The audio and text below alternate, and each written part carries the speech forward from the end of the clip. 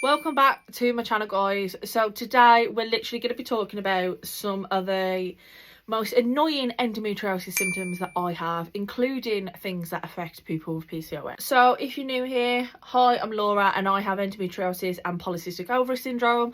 I've been documenting my journey and advocating for myself and other women over on TikTok and Instagram, and then obviously I recently started a YouTube channel, and just anything to kind of promote it or get the word out there, get more people talking, and also for anyone in the same position to kind of relate to that and have a safe space. So that's kind of what I want to do.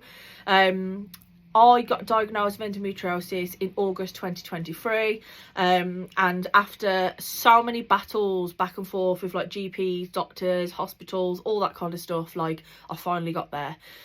Since my diagnosis and since I've been going through the process of appointments and things like that and learning to live with it, I've had other symptoms that have presented that I necessarily didn't have before surgery, and some of the symptoms I had when I had surgery have either got worse or they've got better.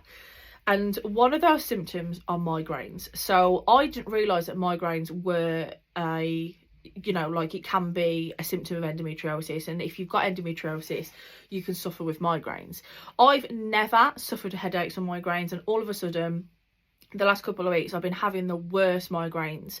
And it wasn't until I was doing my own research and I kind of found other people on other apps that shared that experience. So it's quite interesting, because the problem is with chronic illnesses and when you have these things, there's so many things that can be related, but you don't know. You don't want to diagnose yourself. It could just be a part of your period. It could just be a part that you're unwell or you're feeling under the weather. And that's the thing, it could be anything. So you don't want to diagnose yourself with anything, so it can be really difficult sometimes. So that is one of the main things I've been struggling with recently. And then I posted another video the other day about bleeding between periods. Bleeding between periods is something that I've suffered with for as long as I can remember. So bleeding after intercourse, bleeding between periods, spotting. So I went from having no periods to periods that lasted longer than 5-6 months. I can have multiple periods within a 4-week period, and it's so annoying. It's so stressful. My cat's scratching at the door. BRB. Hey, you want to come in? Do you want to say hi? This is Stitch, everybody. He loves attention, so he's here. But yeah, so what was I saying? So I was talking about bleeding between periods. So that was one of the main things. Oh, I've got a hair in my eye now.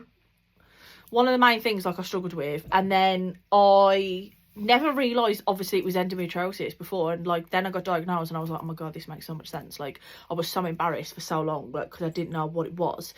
And I don't think it's talked about enough. Periods in general, obviously we need to destigmatise that, because people need to be talking about it. But that's one of the most, I think, maybe one of the most common symptoms, but people don't think it is because no one talks about it. So that's something that I definitely struggle with. And then the third one, so if we do 3 main symptoms, the third one for me is obviously the endo belly. So how bloated you are, how swollen you are. So I used to go to the doctors, right, and best believe this sounds so silly, I used to convince myself I was pregnant, even though I had no, I couldn't get pregnant, but I used to tell myself I was, because my belly used to be that big and that bloated. I remember when I was in lockdown, and this was before I got diagnosed with endometriosis, I was adamant that I was pregnant. Bearing in mind I was single, I hadn't had any kind of interaction with anyone, so I could not be pregnant, factually, and a test was negative, everything. But because I was that bloated and I was that uncomfortable and I was that fatigued and that tired, I was something's wrong. I didn't know what it was. And now fast forward to getting my diagnosis, and it all just makes so much sense. And don't get me wrong, now I'm managing my symptoms and managing to live with it. It is getting better. But yeah, you can just bloat, you can swell, you can flare at any times, and it's about understanding your triggers and understanding what that can do. So for instance, some of my triggers are if I'm tired or if I'm stressed, or it can bring a flare on up straight away. And that's something that I've had to realise and work on and speak to my family and friends about and all that kind of stuff. So it is honestly just about realising that and identifying it, writing it down and journaling. I've been journaling. I found a really good journal on TikTok. The brand is called Sleep a Little Sloth. and they have like a chronically ill journal where you can like document your medication, your symptoms, your triggers, your pain scale, everything, and it's just so good, and it's such a relief to like be able to do that. And I think, you know, like a lot of what I say on my channel is I get brain fog and I forget a lot of stuff. So to go into appointments and have something in front of you to go, right, well, on this day I felt this day I felt this. Because I always recommend anybody going into these appointments, you know, base your symptoms off your worst day, because that's when you're struggling the most. And a lot of the time, you know, medical gaslighting is real. Like, it's a thing. Like, I was literally told for years it was in my head, and then I got diagnosed with endometriosis and PCOS. So, you know, it's just about keep advocating for yourself and realising that if you know something's wrong, you know your body at the end of the day, and you've just got to keep remembering that.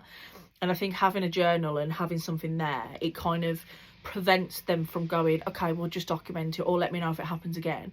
If you've got like a track of, you've got like a documentation of how long it's been happening, that's good, because, you know, they can't palm you off as such. I mean, they still do, but it might stop it. I think it's important as well to understand, like, these symptoms can have different effects at different like points of the day, week, month.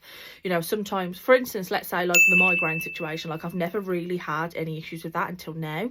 The bleeding between periods, I have always struggled with that. Obviously, it's irritating because, you know, like, you could think that you could plan and track your cycle and think that you're coming to the end of it. For instance, like now I shouldn't be on a period, bleeding any shape, way or form, but I am. So it's one of those things where you just have to like prepare for it. I've been using like period pants and making sure I wear like panty liners and stuff between, so like it doesn't catch me out. But yeah, it's just about just really getting used to it, and it's about living with it. And unfortunately, like, as we know, there's no cure for that. So at the moment, we are just kind of all kind of working it out for ourselves and helping each other. So, you know, if there's any tips or anything like that, like, I would happily share that with anyone, or share what I do.